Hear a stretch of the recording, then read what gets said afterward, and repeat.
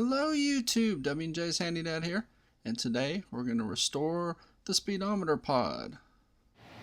It's generally best to go ahead and remove your ground cable from your battery anytime you're doing anything that could even remotely involve electrical stuff.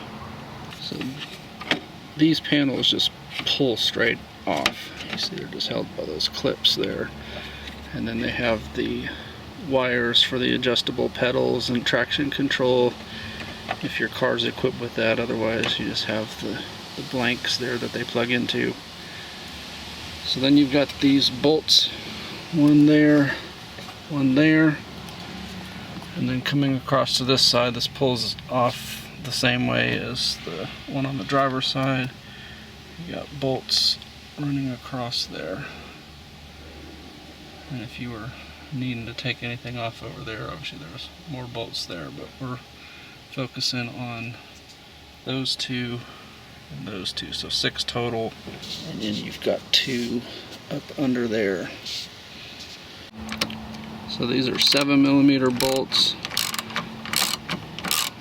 After you've removed the bolts, it's probably easiest to at least pop the headlight controller just loose, and then this just kind of snaps in. You see it's got some retainers along it, so just basically take your time pulling this out of here.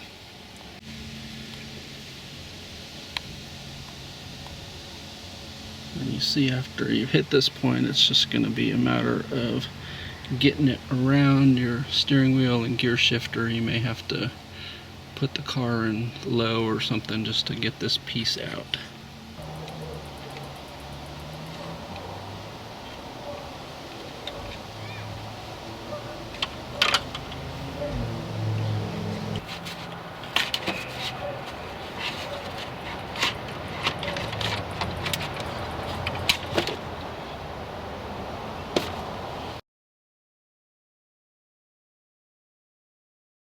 Once you've got this off, it's a golden opportunity to get in here with your shop vac, vacuum out the air conditioning ducting, clean up any other dust that's in here. You'll be amazed. It will drastically improve the smell of your car when you clean this stuff. Also, I would suggest thoroughly washing this as well, since you've got it off the car. I'm just going to use a general purpose orange based cleaner and a very soft brush, and then I'm just going to hose this off.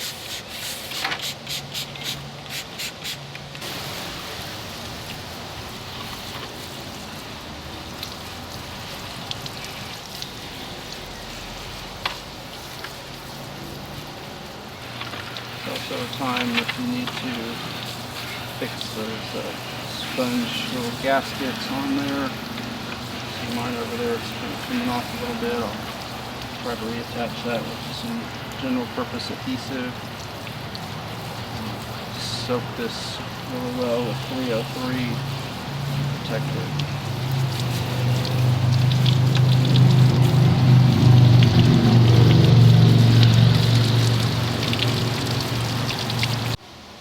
And to get this pod out, you've got 7mm bolt on each side.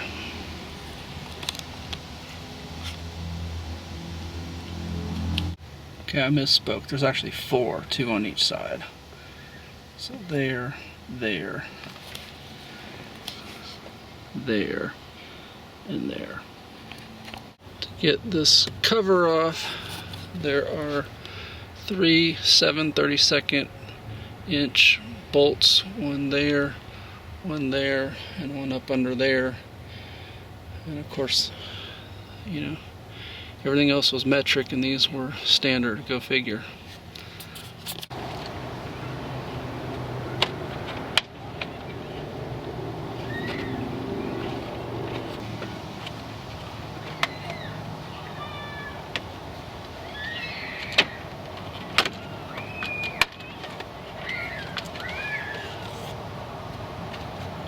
That comes off as 2 pieces.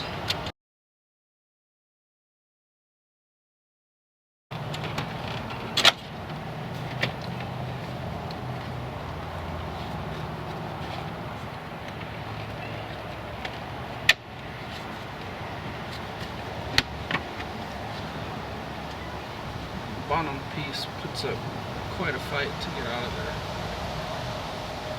It'll come off. So this here is your cable that controls your indicator, in other words, park, reverse, neutral. And right there on the back is a little dial. And when you turn that dial, you see how that moves. So that's where you adjust if you feel like your indicator is not showing the correct gear. So you see where my finger is. Right there's that little adjustment. And here's the side view. And you can see the cable there, it just fits over this piece here, so you can flip it up and slide it all the way back. It'll disconnect. And then to totally remove it, you just need to unbolt that 7/32 bolt there. Once you get that unbolted, then this whole pod can be maneuvered to where you can get the electrical connector off. So that's the connector. It's weird. You flip this gray piece and then it pulls out that way. I kept thinking that the wires would pull straight back out of the I thought this was part of the whole housing, but no, this is the connector here. First, we'll just spritz it down with a cleaner degreaser.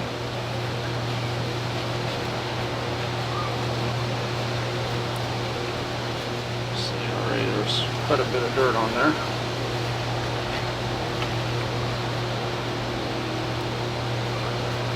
Do it one more time.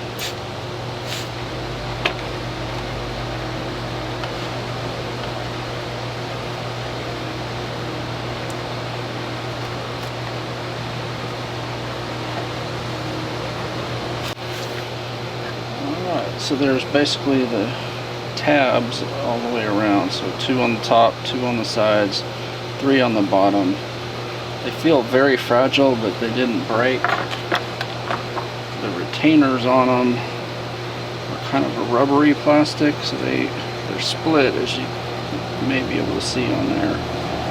And so they kind of give way, almost like they're breaking, but then they do glide and they return back to shape. So I'm going to wipe all the dust and dirt out of here while I've got this apart. Like I said, I'm going to clean and polish both sides of this. So it's definitely seen better days. Let's see the fastest ever Crown Vic. Wow, look at that. 0 to 100 and whatever in less than a second. Now that I've got it cleaned on both sides, I'm going to try this first and see if this is strong enough to clean it up. It's probably not going to show on camera, but there is a lot of hazing and, you know, if it was on paint, you'd call it swirl marks. So let me see if I can shine this thing up.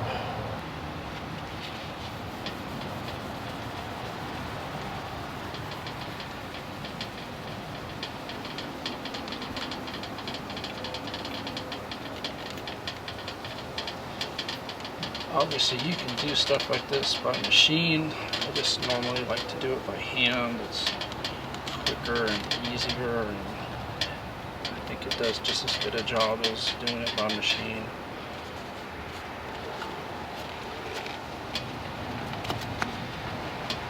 Do the inside as well. Obviously the inside should at least theoretically be in a lot better shape than the outside was, because presumably it hasn't been touched since the car was manufactured until today.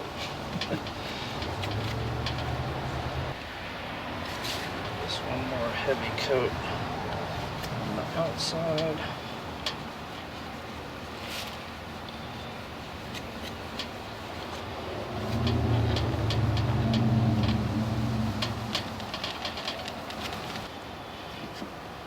probably ought to be doing this with gloves. So I'm going to go clean up my hands and get gloves on for the final so that I don't have fingerprints all over this. For the final polish, microfiber. I have to say this lens is drastically improved over what I started with. So I don't think I'm going to need to do any other types of polishes on here, machining, anything like that. I'll just soak it down with some 303 and make sure I haven't missed any spots on the buffing, because it would really suck to put this all back together and then find a fingerprint or something on here. But you see the lens is really clear.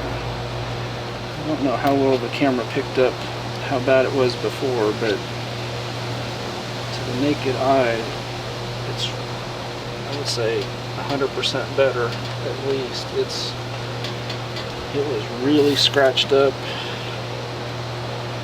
It was affecting visibility, particularly if the glare of the sun was coming down at just the right angle. All you would see is scratches. And now it looks very clear. So I've got to say that plastic polish did its job.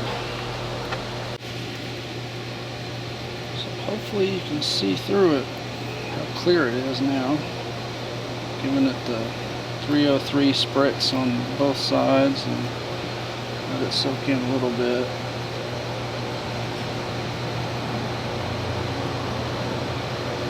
And make sure I don't leave any streaks or prints on this. Once this goes back in the car, the only side I want to have access to is this outside. And these are pretty sensitive, so I've learned the hard way a couple times in my life that if you spritz a cleaner degreaser and you don't get it wiped up, let's say you're cleaning your steering wheel area and you spray and a couple drops get on here and you don't see it and you let it sit, you know, they'll stain. So you definitely got to be careful when you're detailing the inside of your car.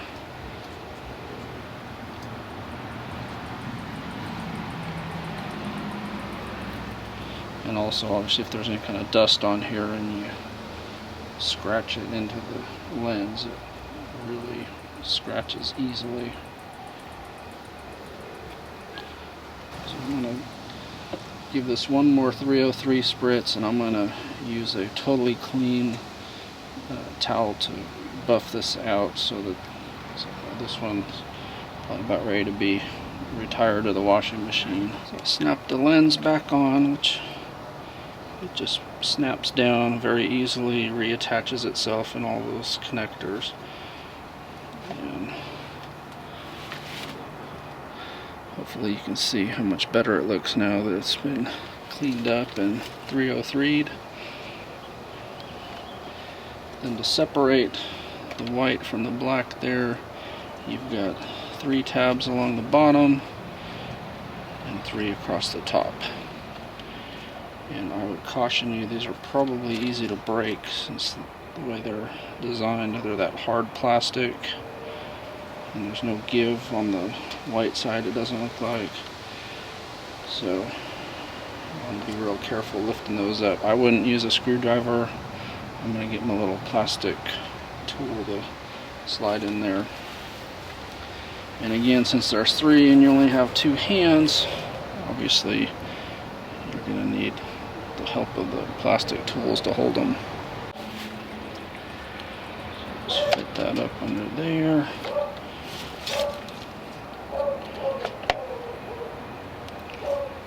Like that. And if you're lucky, they will cooperate and start to pop off of there without giving you a lot of grief.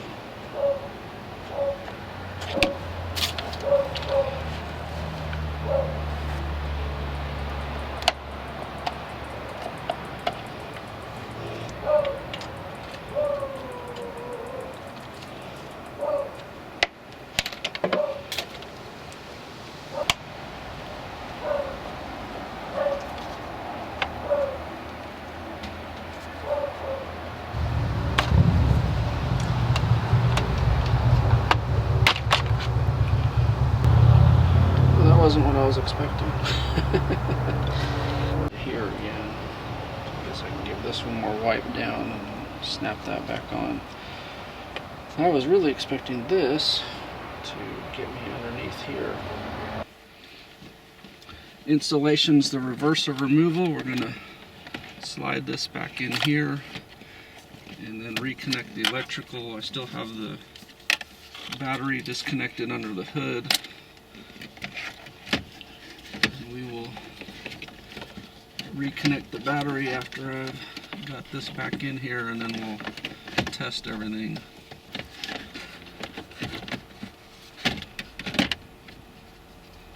Okay, so when you put this back in, make sure you connect the electrical connector really tight. It's not dummy proof, so it's actually easy to not get it fully connected. So you want to make sure that you have that release lever all the way to the left, and then as you're pressing it in, that release lever will turn itself. Make sure it snaps all the way in, and then lock it, and then you should get this.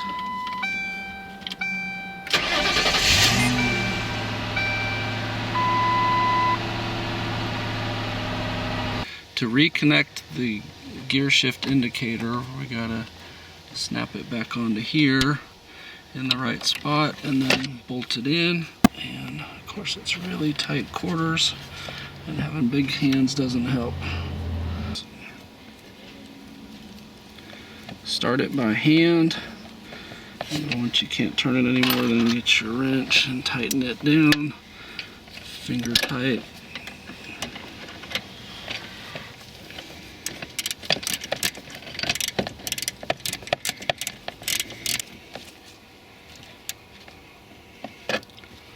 We're going to replace all the bolts that you took out before, and again they're just going to go finger tight. And then you got to get this red loop over this here.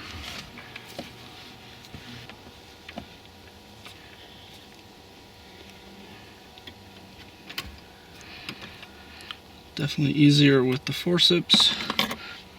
And then we got to turn the adjuster to get this lined up. As you see, after I did that, it was way off. So we're just turning the adjuster. I'm going to get that close to the P. And that's good. Put these trim pieces back on. Gotta fish it over your steering wheel adjuster first. And then it just kind of wrestles into place.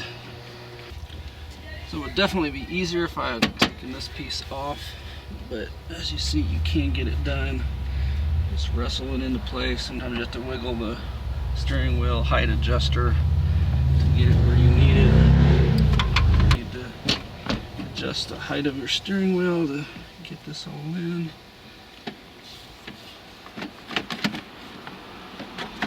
These pieces need to line up together and snap together. Get it all your tabs lined up, wires tucked in there and everything. It's quite a wrestling match. Frustrating and not easy, but you can get it if you have some patience. And all of these things lock in as well. There's also a tab on the bottom there that fits into the plastic, holds it all together. So mine's all lined up. I'm just going to replace the little 3 bolts on the bottom. So the 3 bolts, 7/32 inch, just finger tighten them. Next step is to reinstall this. Now, since I'm wanting to change out my stereo, the smart thing for me to do would be go ahead and do that while I've got this all apart. I just don't have time today to mess with that, so I'm just going to plug the old stereo back in for now. Remember, this is kind of a wrestling match to get this in.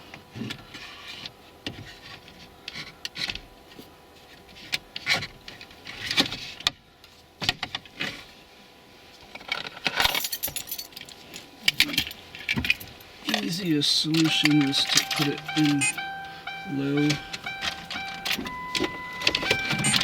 0.4 meter, 0.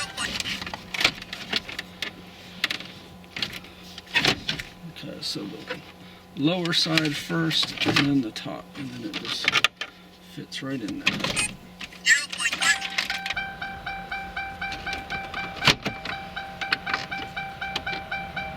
And once it snaps, and just put in all your bolts that you removed earlier.